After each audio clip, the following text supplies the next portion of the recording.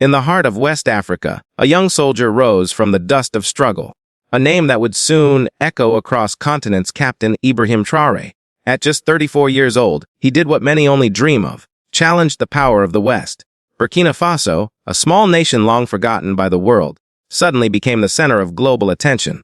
The people were tired of poverty, of war, and of foreign control hiding behind the mask of aid. Then came Traoré, not a politician but a soldier of the people.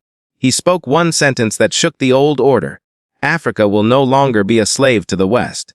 And with that, America and Europe started to tremble. The game had changed. The puppet government era was over, and a new African spirit had begun to rise. Traoré's message spread faster than fire. He cut ties with France, rejected U.S. influence, and kicked out Western military bases that had controlled Africa for decades. Washington called it a threat to democracy, but in Burkina Faso they called it freedom. While American officials tried to pressure Traoré through sanctions and diplomacy, the young leader stood firm. He looked straight into the cameras and said, "We are not your children. We are sovereign people."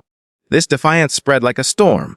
From Mali to Niger, African leaders began to follow the same path, creating a new anti-West alliance.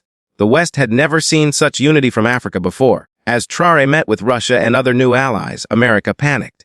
Their influence, once absolute, began to crumble, and in every Western capital, a silent question began to echo. Is this the end of Western control in Africa? The West trembled, not because of weapons, but because of a change in mindset. Traoré didn't need missiles. He had truth, courage, and the will of millions behind him. For the first time in decades, the world saw Africa stand tall. No more begging, no more silence. Burkina Faso became a symbol of resistance, a flame that refused to die. Today, as Western media tries to paint Traoré as a dangerous dictator, millions of Africans see him as a hero, a man who said what others feared to say. And that's why the West trembled.